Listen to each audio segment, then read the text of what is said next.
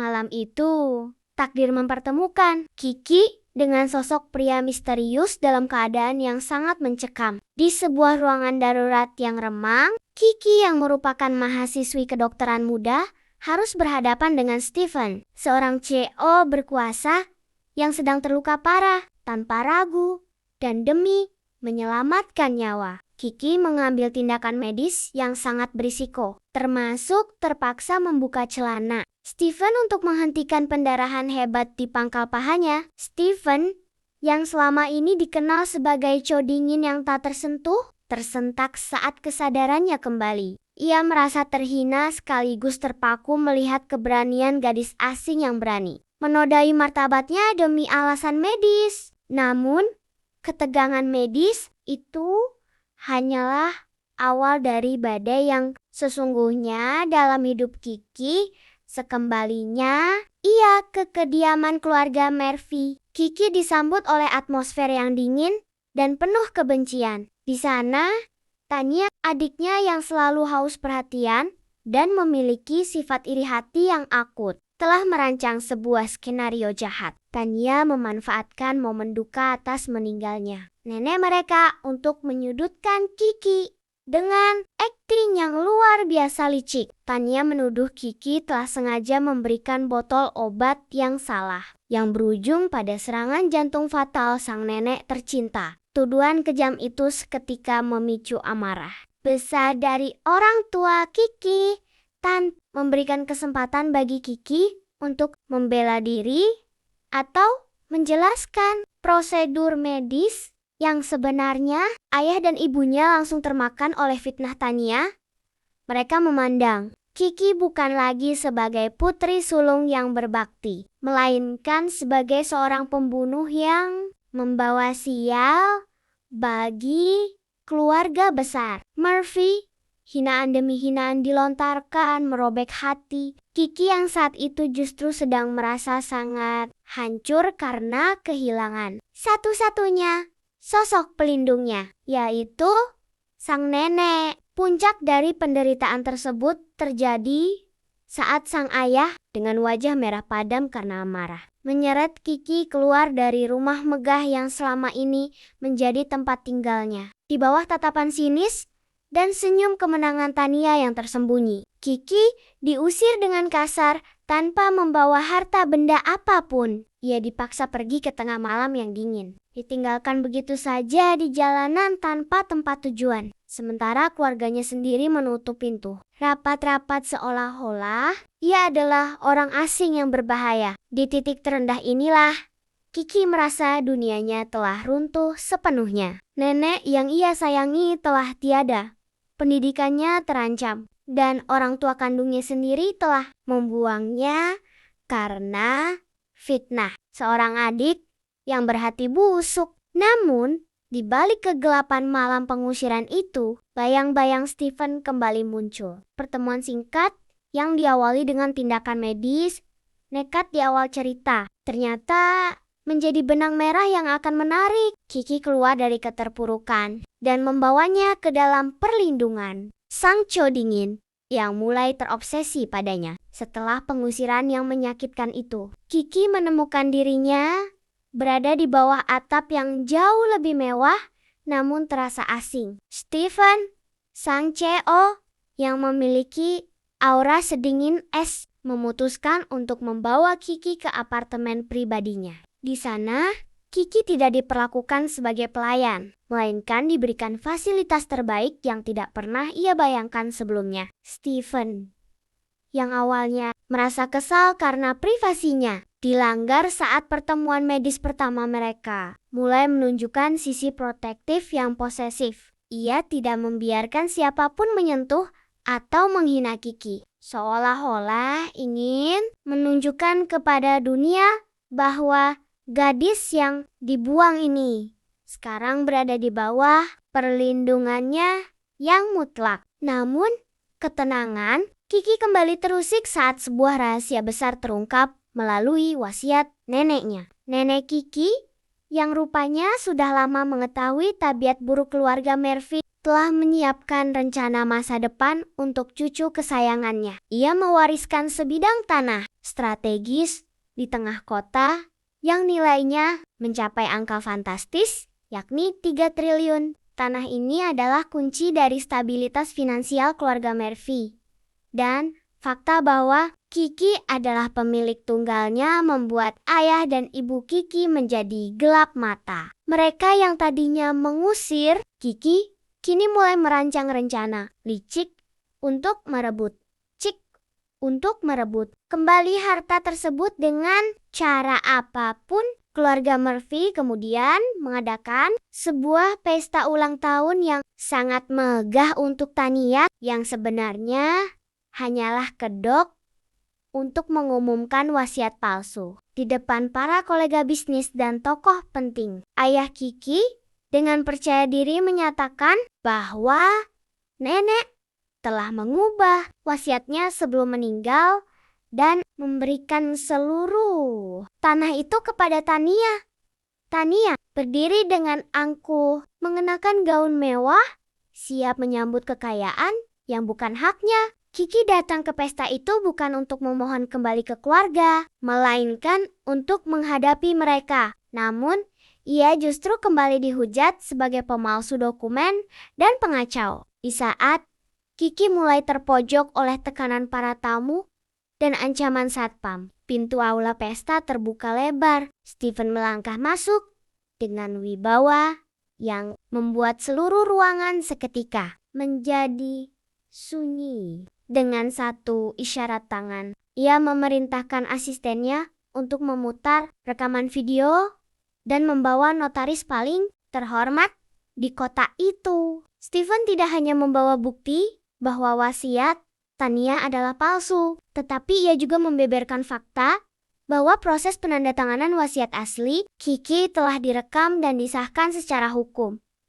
yang tidak bisa diganggu-gugat. Wajah keluarga Murphy yang tadinya penuh kemenangan berubah menjadi pucat pasi karena malu dan ketakutan. Steven kemudian melangkah mendekati Kiki, merangkul bahunya di depan semua orang, dan memberikan tatapan mematikan kepada keluarga Murphy. Ia menegaskan bahwa mulai hari ini, siapapun yang berani mengusik Kiki atau harta miliknya, berarti sedang menyatakan perang melawan keluarga Satria. Pesta yang seharusnya menjadi hari kemenangan Tania justru berubah menjadi panggung penghinaan bagi keluarga Murphy. Kemenangan Kiki atas harta warisan neneknya ternyata tidak membuat Tania menyerah begitu saja. Di kampus kedokteran tempat mereka berdua menimba ilmu, Tania mulai menyebarkan rumor jahat untuk merusak reputasi Kiki.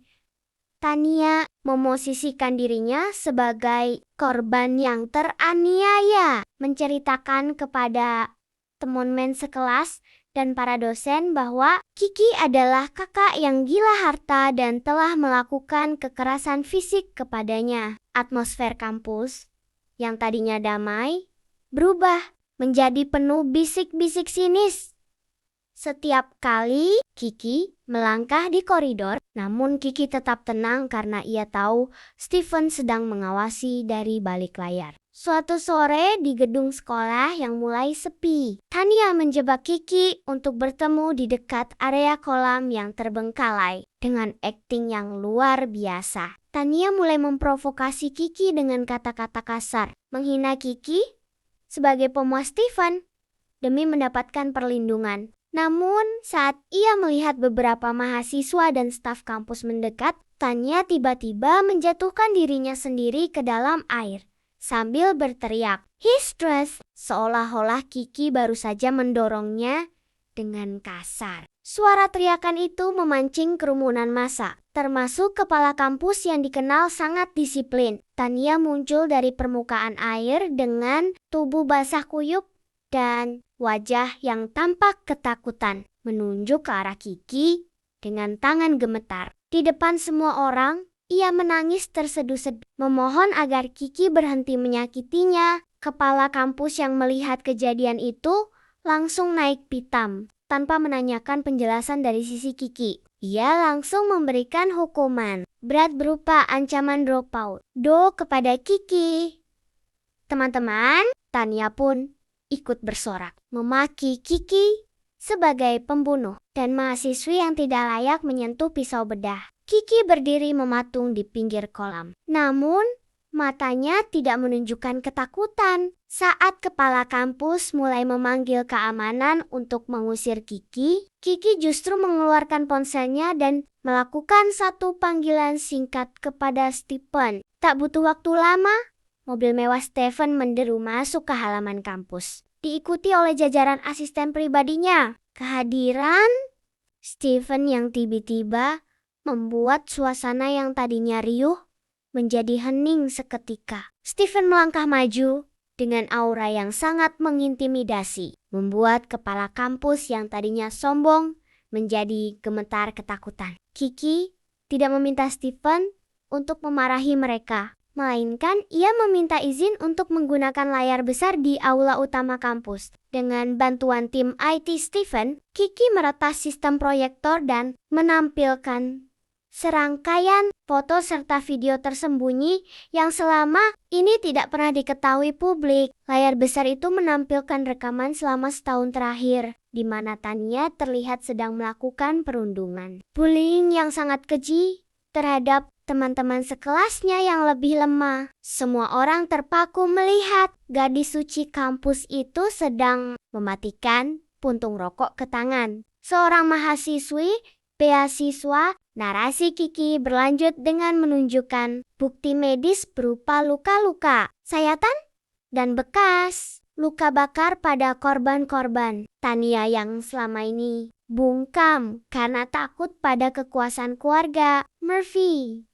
Tania yang tadinya merasa di atas angin, kini tampak pucat pasi. Ia mencoba membela diri dengan mengatakan bahwa video itu palsu. Namun, Kiki tidak berhenti di situ. Ia menampilkan bukti fisik berupa foto sepatu edisi terbatas milik Tania yang terekam jelas di setiap lokasi kejadian perundungan tersebut. Sepatu yang hanya ada satu di dunia itu menjadi bukti mutlak yang tidak bisa disangkal. Satu persatu mahasiswa yang selama ini menjadi korban, Tania mulai memberanikan diri untuk maju ke depan. Mereka memberikan kesaksian tentang betapa jahatnya Tania di balik topeng kebaikannya. Mereka bercerita bagaimana Tania mengancam akan menghancurkan masa depan siapapun yang berani mengadu. Kepala kampus yang tadinya ingin mengusir Kiki, kini tertunduk malu, menyadari bahwa ia telah melindungi seorang kriminal dan hampir menghancurkan masa depan mahasiswi berprestasi seperti Kiki. Di tengah kekacauan itu, Stephen melangkah mendekati kepala kampus dan memberikan peringatan keras bahwa Satria Group akan mencabut seluruh donasi untuk kampus tersebut jika keadilan tidak ditegakkan saat itu juga. Tak butuh waktu lama bagi pihak kampus untuk mengubah keputusan mereka. Di hadapan seluruh mahasiswa, kepala kampus secara resmi mencabut status mahasiswi Tania dan memerintahkan pihak keamanan untuk membawanya pergi dari area kampus untuk diproses secara hukum atas tindakan perundungan dan kekerasan fisik. Tania berteriak histeris, memanggil ayahnya untuk datang menyelamatkannya. Namun Kiki hanya menatapnya dengan dingin. Ia berkata bahwa waktu bagi Tania untuk bersembunyi di balik ketiak orang tua telah berakhir. Pengkhianatan Tania terhadap Kiki dan mendiang nenek mereka kini harus dibayar mahal dengan hancurnya reputasi dan masa depan akademisnya. Kiki merasa sebagian dari beban berat di pundaknya telah terangkat. Melihat keadilan mulai bekerja untuk orang-orang yang selama ini ditindas oleh adiknya. Setelah drama besar itu berakhir, Stephen merangkul pinggang Kiki di depan ribuan mahasiswa yang menonton dengan takjub. Ia menunjukkan kepada seluruh kampus bahwa Kiki bukan hanya seorang mahasiswi kedokteran yang jenius, tetapi juga wanita yang memiliki dukungan dari pria paling berkuasa di kota itu. Stephen kemudian mengajak Kiki pergi dari kampus menggunakan mobil mewahnya, meninggalkan Tania yang terduduk lemas di tanah sambil menangisi nasibnya yang kini berubah menjadi sampah masyarakat kampus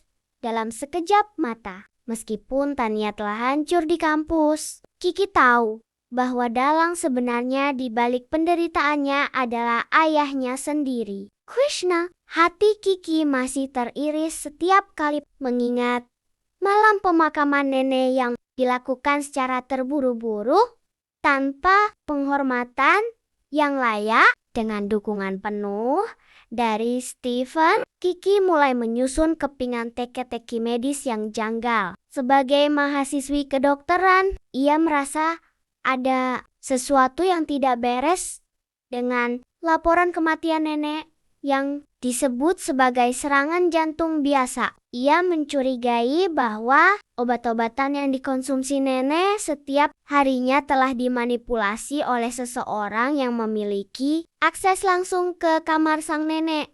Kiki dan Stephen kemudian menyusun sebuah rencana besar untuk menjebak keluarga Murphy. Mereka mengundang seluruh anggota keluarga besar dan kolega bisnis untuk berkumpul dengan alasan penyelesaian dokumen warisan tanah 3 triliun. Ayah Kiki datang dengan senyum lebar, mengira bahwa Kiki akhirnya menyerah dan akan menyerahkan aset berharga itu kepadanya. Namun, begitu semua orang berkumpul di aula, Kiki tidak mengeluarkan surat tanah, melainkan sebuah botol obat kecil yang masih berisi sisa kapsul milik mendiang neneknya. Suasana yang tadinya penuh tawa seketika berubah menjadi tegang saat Kiki mulai berbicara dengan nada yang tenang namun mematikan. Kiki membeberkan hasil uji laboratorium independen yang dibantu oleh koneksi Stephen. Terungkap bahwa kapsul yang seharusnya berisi obat jantung telah diganti dengan ibuprofen dosis tinggi dan zat kimia lain yang sangat dilarang bagi penderita gagal jantung kronis seperti nenek mereka.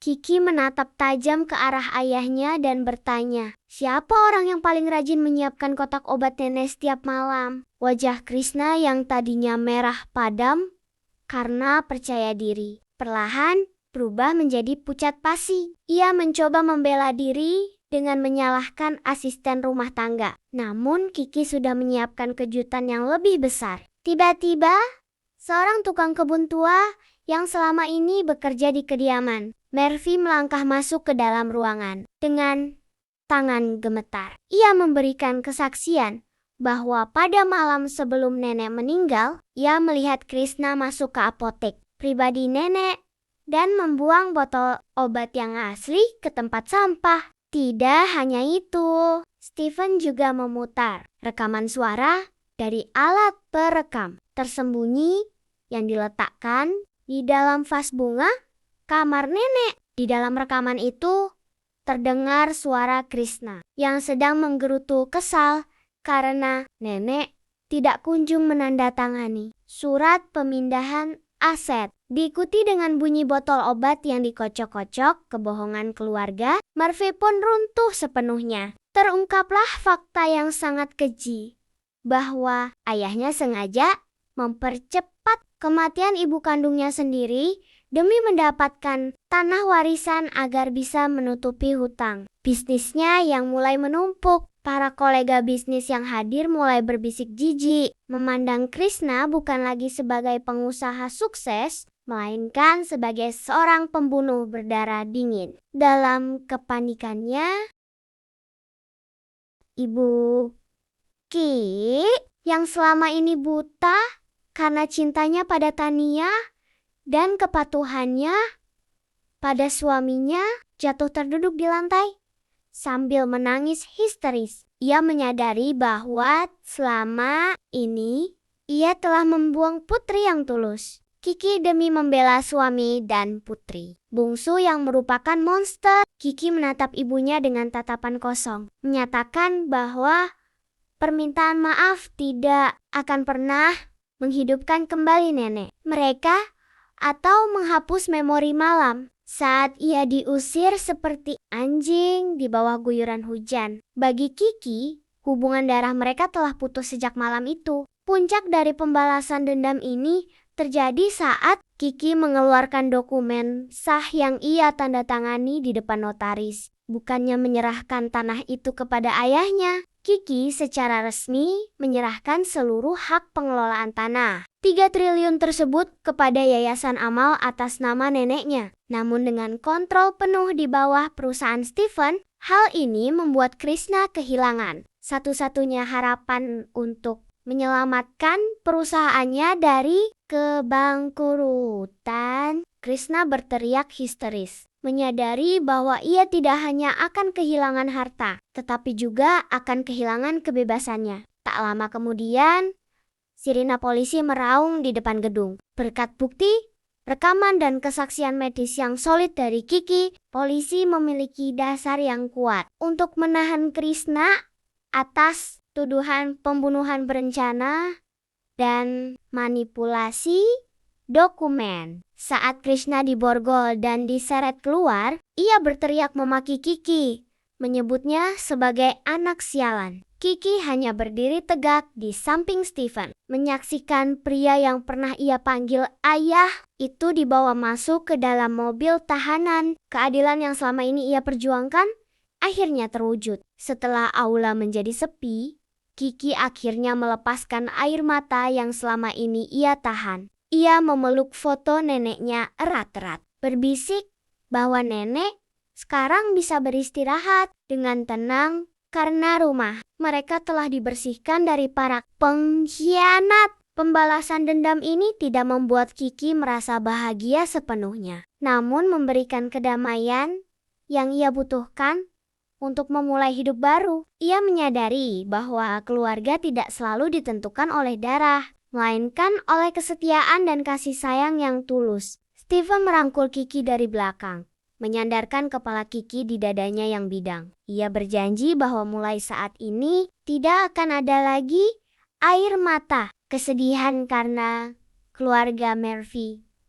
Stephen telah menyiapkan rencana untuk menghapus nama keluarga Murphy dari peta bisnis kota itu secara permanen, memastikan bahwa Krishna dan Tania tidak akan pernah memiliki kesempatan untuk bangkit kembali. Bagi Stephen, melindungi Kiki adalah misi utamanya. Dan melihat Kiki akhirnya bisa tersenyum lepas adalah kemenangan terbesar dalam hidupnya. Setelah badai dengan keluarga Murphy mereda, tantangan baru muncul dari dalam istana Stephen sendiri. Kakek Stephen, tuan besar dari keluarga Satria yang merupakan pemegang kekuasaan tertinggi di kerajaan bisnis mereka, merasa keberadaan Kiki mulai mengganggu stabilitas citra keluarga. Bagi sang kakek, Kiki hanyalah seorang gadis yang penuh dengan skandal keluarga, meskipun Kiki adalah korban. Sang kakek memanggil Stephen ke kediaman utama Satria, sebuah rumah besar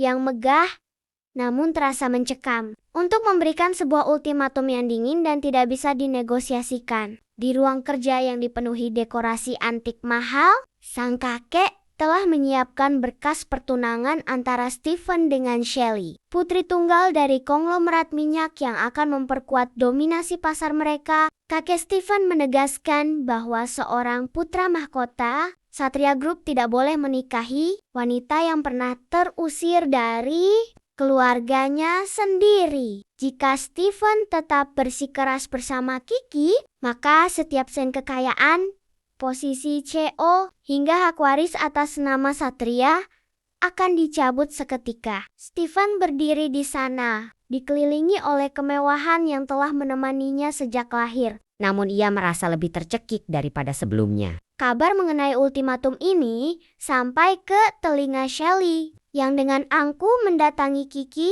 di kediaman Stephen. Shelley mencoba menyuap Kiki dengan sejumlah uang yang sangat besar agar Kiki pergi meninggalkan Stephen. Shelley mengejek Kiki, mengatakan bahwa cintanya akan menghancurkan masa depan Stephen dan menjadikannya seorang pria miskin yang tidak punya apa-apa. Kiki sempat tergoncang. Ia tidak ingin menjadi beban bagi pria yang telah menyelamatkan hidupnya. Ia mulai meragu, apakah cintanya cukup berharga untuk dibayar dengan kehancuran karier Steven yang sudah dibangun bertahun-tahun. Namun, Steven mengetahui pertemuan tersebut. Bukannya marah kepada Kiki, ia justru menggenggam tangan Kiki dengan sangat erat di depan Shelly. Dengan suara yang berat dan penuh keyakinan, Steven mengatakan bahwa selama ini ia hidup seperti robot yang hanya menjalankan keinginan keluarganya. Dan baru setelah bertemu Kiki, ia merasa hidup sebagai manusia seutuhnya. Ia tidak butuh tahta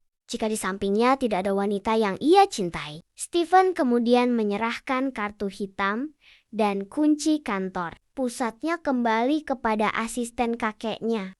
Sebuah simbol bahwa ia melepaskan segalanya. Malam itu, Steven resmi keluar dari kediaman Satria tanpa membawa satupun aset perusahaan. Ia meninggalkan mobil mewahnya, apartemen penthouse-nya, dan seluruh pengawalnya. Ia berjalan keluar hanya dengan pakaian yang dikenakannya, menuju kontrakan kecil tempat Kiki berada sementara. Bagi dunia bisnis, ini adalah bunuh diri karier yang paling bodoh. Namun bagi Steven, ini adalah langkah pertama menuju kebebasan yang hakiki. Ia ingin membuktikan bahwa namanya Steven jauh lebih berharga daripada nama belakang Satria. Awal kehidupan baru mereka tidaklah mudah. Kakek Steven menggunakan pengaruhnya untuk memblokir setiap perusahaan yang mencoba mempekerjakan Steven. Mereka ingin membuat Steven menderita agar ia memohon untuk kembali. Namun, mereka meremehkan kecerdasan Steven dan ketangguhan Kiki. Kiki tetap melanjutkan studinya sambil bekerja paruh waktu.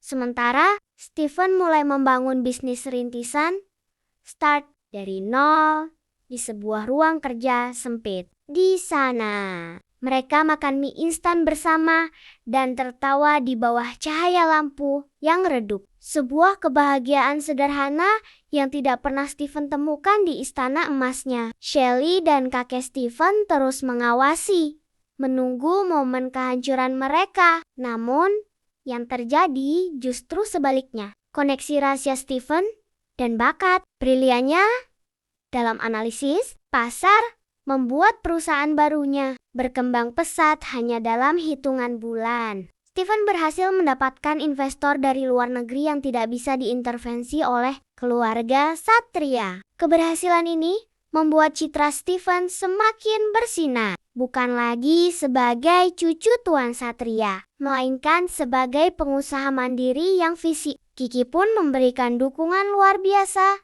dengan keahlian medisnya, membantu riset di perusahaan kesehatan yang sedang dikembangkan Steven. Mereka menjadi pasangan yang tak terkalahkan di dunia profesional. Sang kakek akhirnya menyadari bahwa Steven tidak bisa dijinakan dengan harta, karena Steven sendirilah yang merupakan harta utama bagi kesuksesan keluarga mereka. Kehilangan Steven justru membuat saham Satria Group mulai goyah, karena kehilangan sosok pemimpin yang cerdas. Pada sebuah acara gala bisnis, di mana keluarga Satria juga hadir, Steven muncul dengan penuh percaya diri, menggandeng Kiki.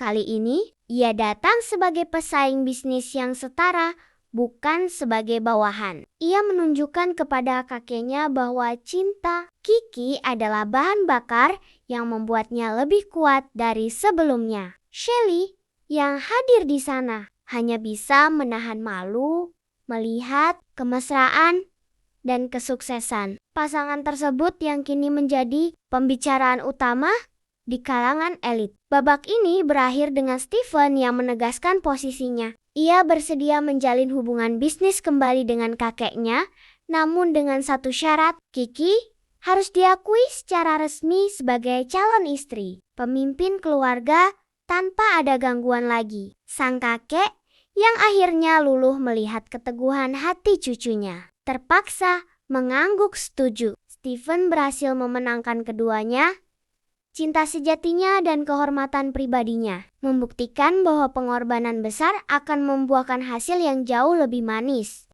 Setelah semua badai fitnah, pengkhianatan keluarga, hingga pertaruhan kekuasaan berakhir. Tibalah hari yang paling dinanti. Pagi itu, Kiki berdiri di depan cermin besar dengan mengenakan gaun pengantin berwarna putih, bersih yang dirancang khusus oleh desainer ternama dunia. Gaun itu tampak berkilau, namun binar di mata Kiki jauh lebih terang. Ia tidak lagi melihat bayangan gadis malang yang terusir dari rumah di bawah hujan, melainkan seorang wanita kuat yang telah berhasil melewati masa lalunya yang kelam dan kini siap melangkah menuju masa depan yang cerah. Upacara pernikahan mereka digelar secara mewah, namun tetap terasa hangat di sebuah taman bunga pribadi yang menghadap ke laut. Seluruh tokoh penting di kota itu hadir, termasuk kakek Stephen yang kini sudah melunak dan menerima Kiki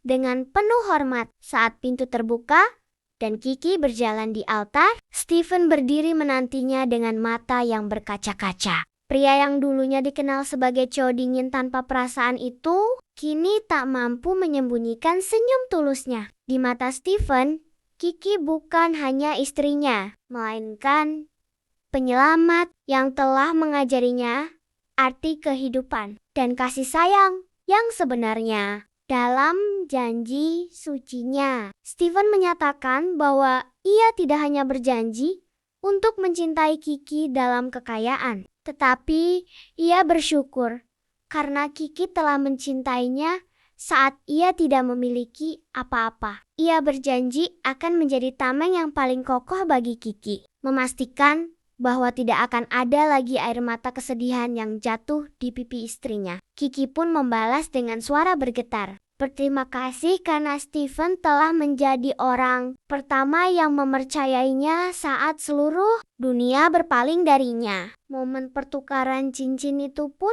disambut dengan tepuk tangan meriah yang memenuhi angkasa. Kehidupan setelah pernikahan pun berjalan dengan penuh kedamaian. Kiki akhirnya berhasil menyelesaikan studinya dan lulus sebagai dokter dengan predikat terbaik. Ia tidak menggunakan kekayaan Stephen untuk bersantai, melainkan membangun sebuah rumah sakit gratis yang didedikasikan untuk mengenang neneknya. Rumah sakit tersebut menjadi tempat bagi orang-orang miskin yang tertindas, memberikan layanan medis yang tulus, sebagaimana yang selalu dicita-citakan oleh mendiang nenek. Kiki, Stephen, dengan segala sumber dayanya, menjadi pendukung utama di balik setiap misi kemanusiaan yang dijalankan istrinya. Bagaimana dengan nasib keluarga Murphy? Dari balik jendela kantornya yang megah, Kiki sesekali mendengar kabar tentang mereka. Namun, hatinya tidak lagi menyimpan dendam. Ayahnya masih mendekam di penjara. Sementara Tania harus menjalani hidup dalam kemiskinan dan isolasi sosial setelah semua skandalnya terbongkar. Ibunya sesekali mencoba mengirim surat permohonan maaf. Dan meski Kiki telah memaafkan secara batin demi kedamaian dirinya sendiri, ia memilih untuk tetap menjaga jarak. Kiki sadar bahwa pengampunan bukan berarti mengizinkan racun kembali masuk ke dalam hidupnya. Di sisi lain, Stephen membuktikan janjinya untuk membangun kerajaan bisnisnya sendiri yang lebih sehat dan transparan. Perusahaan yang ia bangun dari nol saat ia dibuang oleh kakeknya kini telah melampaui aset Satria Group. Kakek Stephen akhirnya benar-benar menyerahkan tongkat estafet kepemimpinan keluarga kepadanya, menyadari bahwa di bawah tangan Stephen dan saran-saran bijak dari Kiki, keluarga Satria menjadi lebih dihormati bukan karena ketakutan, melainkan karena integritas mereka. Suatu sore di balkon rumah baru mereka, Kiki dan Stephen duduk bersama sambil menikmati matahari terbenam. Stephen merangkul bahu Kiki, sementara Kiki menyandarkan kepalanya di dada Stephen yang bidang. Mereka membicarakan rencana masa depan dan anak-anak yang kelak akan meramaikan rumah mereka. Tidak ada lagi rahasia, tidak ada lagi ketakutan, akan pengkhianatan. Keheningan di antara mereka terasa sangat nyaman. Sebuah ketenangan yang hanya bisa didapatkan oleh dua jiwa yang telah sama-sama berjuang